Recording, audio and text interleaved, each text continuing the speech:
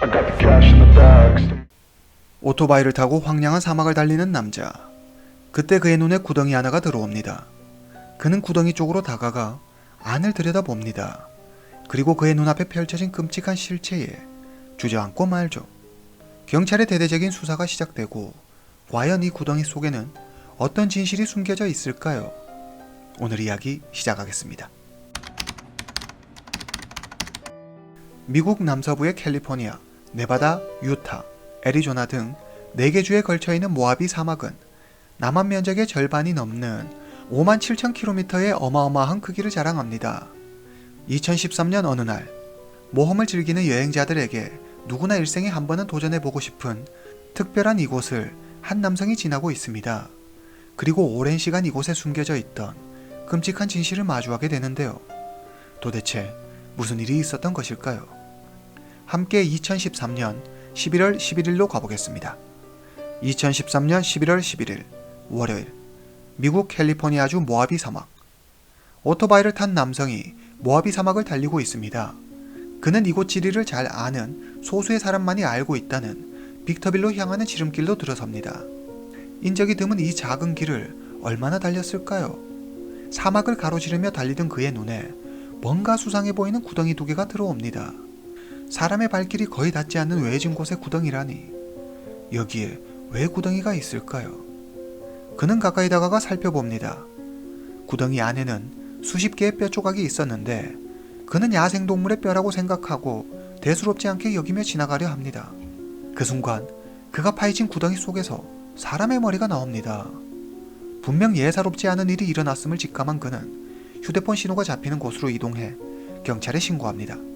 현장에 도착한 경찰은 바로 수사에 착수합니다. 구덩이에서 총 4구의 유골이 발견됩니다.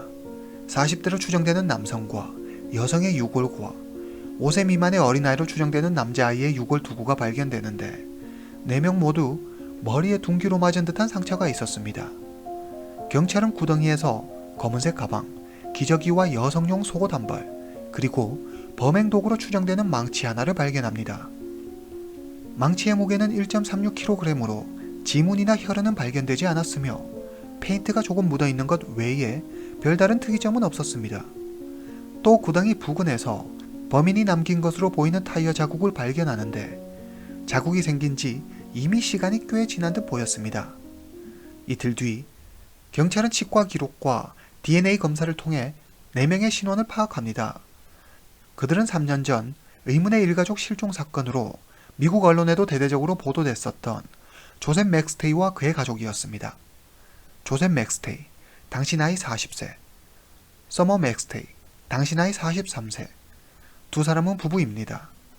그리고 큰아들 4살 지아니와 작은아들 3살 조셉 주니어입니다. 조셉은 웃음이 많고 밝은 성격으로 인간관계가 좋고 취미로 서핑을 즐겼습니다.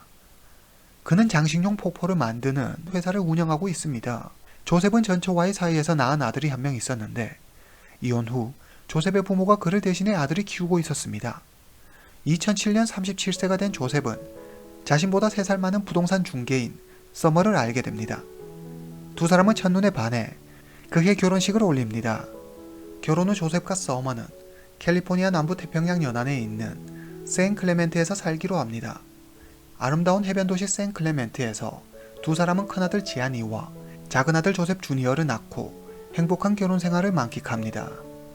3년의 세월이 흐르고 조셉은 32만 달러, 우리 돈 약 4억 원을 들여 미국 샌디에이고 북쪽의 작은 도시 폴브룩에 있는 2층짜리 단독주택을 구입합니다. 조셉과 그의 아내 서머, 그리고 아들 지아니와 조셉 주니어, 4사람은 새 집으로 이사와 그들만의 행복한 삶을 즐깁니다. 2010년 2월 10일, 조셉의 친구이자 동업자인 찰스 메리트가 조셉의 집으로 찾아옵니다. 최근 두 사람은 장식용 폭포 관련 프로젝트를 하나 추진하고 있었는데 며칠 동안 조셉과 연락이 닿지 않자 그의 집을 직접 찾아온 것입니다. 찰스는 초인종을 계속 눌러보지만 집안에서는 아무 기척이 없습니다. 그는 뒤뜰로 갑니다. 그곳에는 조셉이 기르는 개 2마리가 있었는데 원래 집안에서 기르던 개들이 밖에 나와 있자 그는 이상한 생각이 들었습니다. 찰스는 어찌된 일인지 걱정스러운 마음에 조셉의 어머니께 전화합니다. 그런데 그의 어머니 역시 최근 조셉을 본 적이 없다고 말합니다. 찰스는 조셉에게 연락이 오면 꼭 자기에게도 알려달라며 당부한 뒤 전화를 끊습니다. 2010년 2월 13일, 여전히 조셉에게서는 아무 소식이 없습니다. 며칠째 연락이 없자 걱정이 된 찰스는 조셉의 동생 마이클과 함께 직접 조셉의 집으로 찾아갑니다. 그들은 먼저 집 주변을 샅샅이 살펴보지만 별다른 수상한 점을 발견하지 못합니다. 찰스는 조셉이 알러지 때문에 항상 창문을 열어둔다는 것을 알고 있었습니다. 그는 마이클과 열려있는 창문을 통해 안으로 들어가 집안을 살펴봅니다. 바닥에는 슬리퍼가 어지럽게 흐트러져 있었고 부엌 조리대에는 썩은 음식과 계란 껍질 등이, 거실 테이블 위에는 팝콘이 담긴 그릇 2개가 그대로 놓여 있었습니다. 소파 위에는 먹다가 흘린 듯 팝콘이 몇 개 떨어져 있었죠. 옷은 사방에 널려 있었고 오랫동안 집을 비운 듯 보였습니다. 사태가 심상치 않다는 걸 느낀 찰스는 마이클에게 경찰에 신고하라고 말합니다. 2010년 2월 15일 월요일, 주말이 지나고 조셉과 그의 가족이 사라진 지 11일 만에 마이클이 경찰에 신고합니다. 그러나 출동한 경찰은 별다른 조치 없이 수색영장 청구를 위해 다시 돌아갑니다. 2010년 2월 19일, 경찰은 법원으로부터 영장을 발부받아 조셉의 집을 수색합니다. 그러나 그들은 사건 현장으로 의심되는 조셉의 집에서 외부인이 침입한 흔적이나 다툰 흔적 등 범죄로 의심할 만한 정황을 찾을 수 없었습니다. 모든 가구와 집기가 흐트러짐 없이 그대로 있었기 때문이죠. 별다른 특이점을 찾지 못한 경찰은 조셉의 가족 4명 모두 자신의 의지대로 스스로 집을 나갔을 가능성이 크다고 추정했습니다. 경찰은 조셉의 친구 찰스를 찾아갑니다. 찰스는 전 조셉의 오랜 친구이자 좋은 동업자죠. 우리는 2월 4일 렌초쿠카 몬가에 있는 음식점에서 다음 프로젝트에 대해 약 1시간 30분 정도 상의했어요. 그리고 각자 집으로 돌아갔죠. 라고 말합니다. 그는 이어서 점심을 먹고 헤어진 뒤 조셉에게 전화가 왔어요. 우리는 일에 대해 이야기를 나눴고 저녁 8시 28분 다시 조셉에게 전화가 왔지만 전 여자친구와 영화를 보고 있어 전화를 받지 못했어요. 다음날 아침 조셉에게 연락했지만 받지 않더라고요. 그게 마지막 연락이 될 줄은 생각지도 못했어요. 경찰은 찰스의 진술에 따라 조셉과 그의 가족이 2월 4일경 사라진 것으로 추정하고 신용카드 결제 내역과 컴퓨터 사용 기록 등을 통해 그날의 행적을 추적합니다. 2010년 2월 4일 목요일, 그날의 일을 시간대별로 구성해 보겠습니다.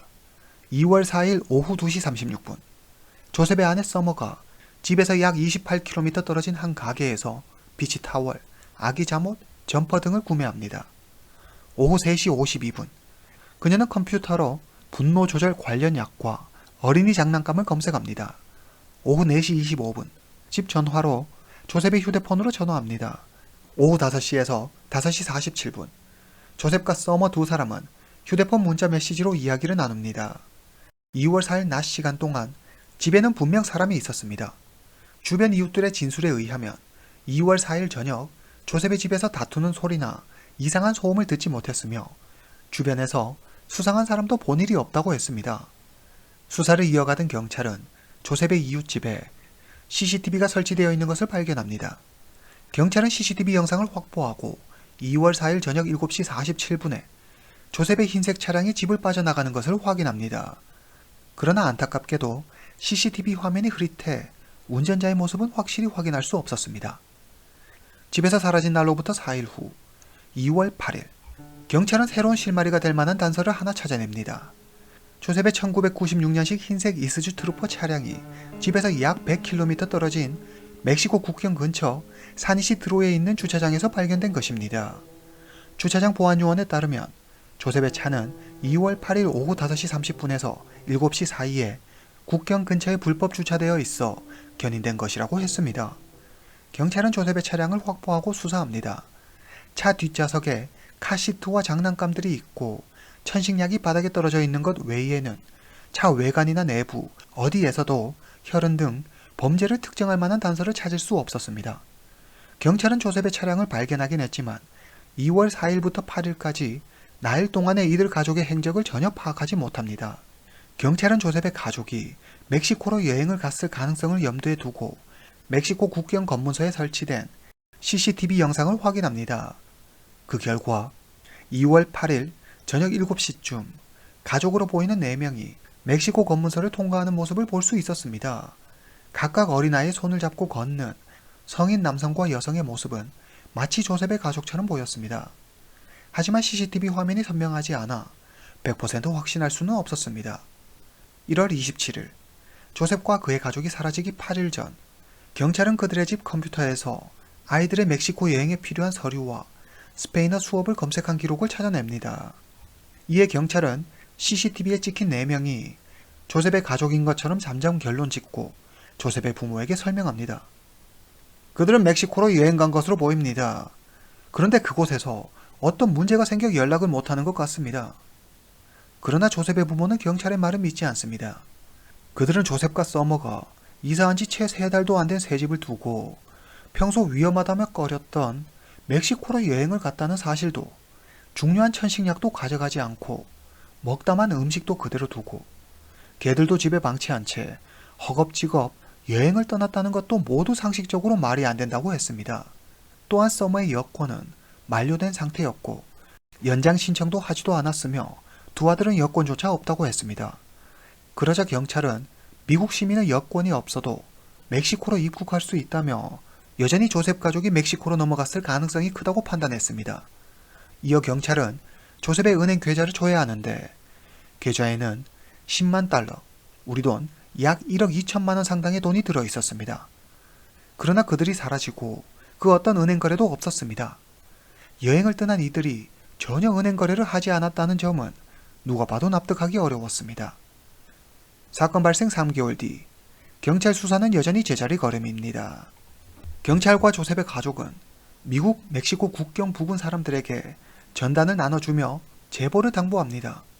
한 식당 종업원은 자신이 일하는 식당에서 조셉의 가족으로 보이는 사람들이 식사했는데 아들 한 명의 이마에 모반이 있었다고 했습니다.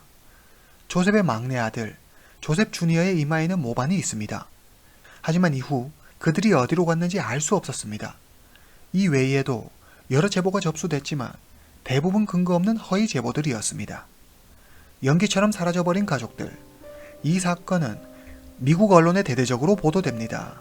많은 사람이 관심을 보이고 궁금해하면서 온갖 추측이 난무했습니다. 특히 라디오 진행자 릭 베이커는 이 사건에 흥미를 보이며 책까지 쓰는데 그 내용은 가히 충격적이었습니다. 릭에 따르면 조셉의 아내 서머는 지금까지 여러 번 이름을 바꿨고 심지어 나이조차 실제 나이가 아니라고 했습니다. 릭 베이커는 자신이 입수한 이메일 등을 통해 조셉과 서머 두 사람이 평소 전처와의 사이에서 낳은 아들 문제로 심한 갈등을 빚었었다고 주장합니다. 그는 자신의 책에서 평소 남편의 행동에 불만이 많았던 서머가 조셉의 목숨을 빼앗고 두 아들을 데리고 멕시코로 도망간 것이라고 주장합니다. 조셉의 가족은 릭을 맹비난했지만 조셉의 친구이자 동업자인 찰스는 릭의 의견에 힘을 실어줍니다. 서머는 분노 조절이 쉽지 않았어요. 의부증 증세도 있었죠. 조셉이 어디에서 무엇을 하는지 꼭 알아야 했어요. 그리고 사소한 일에도 자주 화를 내고 소유욕도 아주 강했어요. 조셉은 모든 걸 참아내야 했죠. 어쩌면 릭의 말이 맞을지도 몰라요. 하지만 이것은 모두 추측일 뿐 객관적인 증거는 없었습니다. 2013년 4월 9일, 여전히 뚜렷한 단서를 찾지 못한 경찰은 조셉과 그의 가족이 자발적으로 멕시코로 넘어갔으며 어떠한 사고로 인해 연락이 두절된 것으로 결론 짓고 해당 사건을 마무리합니다. 2013년 11월 11일, 지지부진했던 사건을 해결할 수 있는 길이 열립니다. 오토바이를 타고 모아빅 사막을 여행하던 남성의 신고로 모아빅 사막에서 조셉의 가족을 찾게 된 것입니다. 3년 만에 조셉과 그의 가족을 찾았다는 사실이 알려지자 릭 베이커는 책에 나온 의견은 모두 자신의 견해일 뿐이었다며 환불을 원하는 사람들에게는 환불을 해주겠다고 말합니다. 또한 자신의 책을 더 이상 사지 말아달라고 합니다. 경찰은 해당 사건을 실종사건에서 살인사건으로 공식 전환하고 조셉의 회사 계좌, 거래 내역을 조회합니다. 그 결과 2월 5일에서 8일 사이 2만 달러가 넘는 금액이 인출된 것을 발견합니다. 놀라운 사실은 이 돈을 인출한 사람은 바로 조셉의 친구이자 동업자인 찰스였습니다. 찰스 메리트, 1957년생, 당시 나이 56세, 그의 직업은 용접공입니다. 찰스는 장식용 폭포 사업을 하는 조셉과 동업을 하면서 함께 성장할 수 있었습니다. 사건 당시 경찰은 조셉이 사라지기 전 조셉과 마지막으로 만나고 통화한 사람이자 조셉이 사라졌다는 사실을 가장 먼저 알아차렸던 찰스를 가장 먼저 의심했습니다. 그의 범죄 기록은 꽤 화려한데 가장 최근인 2001년에는 용접 장비를 훔친 혐의로 징역 6개월을 선고받은 전과가 있습니다. 경찰은 거짓말 탐지기 조사를 하지만 찰스는 아무 문제 없이 순조롭게 통과합니다. 경찰은 찰스 메리트를 가장 유력한 용의자로 지목하지만 그의 범죄를 입증할 만한 증거를 찾지 못합니다. 찰스는 한동안 애플밸리에 살았습니다. 이곳은 조셉의 가족이 발견된 곳에서 겨우 9km 남짓 떨어진 곳입니다. 경찰은 휴대폰 위치 추적을 통해 조셉 가족이 사라지고 이틀 뒤인 2월 6일 사건 현장 부근에 찰스가 나타났다는 것을 확인합니다. 찰스는 도박을 좋아해 많은 빚을 지고 있었습니다. 이미 조셉에게도 3만 달러, 우리 돈 약 3,700만 원 상당의 돈을 빌려 도박 빚을 해결하는 데 썼습니다. 그는 조셉의 회사 계좌에서 빼낸 돈 역시 도박 자금으로 사용했습니다. 여러분은 사건 현장 부근에 타이어 자국이 있었다는 것을 기억하실 겁니다. 경찰은 사건 현장 부근의 타이어 자국과 찰스 소유의 차량 타이어 자국이 완벽히 일치한다는 것을 알아냅니다. 경찰은 증거들을 제시하며 찰스를 압박하지만 그는 끝까지 자신의 범행을 부인합니다. 2014년 1월 경찰은 찰스의 모든 것을 감시합니다. 찰스는 경찰의 잘못된 수사로 무고한 사람이 피해를 보고 있다며 대중에게 하소연합니다. 2014년 11월 5일 경찰은 조셉의 차량에 대한 전면적인 조사를 실시합니다. 그리고 운전대와 변속기 손잡이에서 DNA를 검출하는데 분석 결과 찰스의 DNA와 일치했습니다. 경찰은 찰스 메리트를 살인 용의자로 긴급 체포합니다. 하지만 찰스는 자신의 무죄를 주장하며 정식 재판이 열리기 전까지 무려 5명의 변호사를 교체해가며 여러가지 이유로 재판을 연기시키는 꼼수를 부립니다. 2019년 1월 7일 드디어 재판이 시작됩니다. 샌버너디노 고등법원에서 열린 심리에서 검찰은 찰스가 조셉의 집에서 범행을 저지르고 현장을 깨끗이 정리한 후 모하비 사막에 조셉의 가족을 유기한 뒤 조셉의 차를 타고 멕시코 국경 근처까지 가서 그곳에 차를 버리고 도망쳤다고 했습니다. 그리고 이 모든 것은 돈을 목적으로 한 계획된 범죄임을 주장했습니다. 찰스의 변호사는 모두 물리적인 증거가 없다며 찰스의 무죄를 주장하지만 그의 말에 귀 기울이는 사람은 없었습니다. 5개월간의 심리를 거친 끝에 배심원단의 결과가 나왔습니다. 2019년 6월 10일 법원은 찰스 메리트에게 유죄를 판결합니다. 2020년 1월 21일 찰스는 마침내 사형을 선고받습니다. 그는 현재 캘리포니아에서 가장 오래된 샌퀸틴 주립교도소에 수감되어 있습니다. 오늘 이야기는 여기까지입니다. 다음 시간에 뵙겠습니다.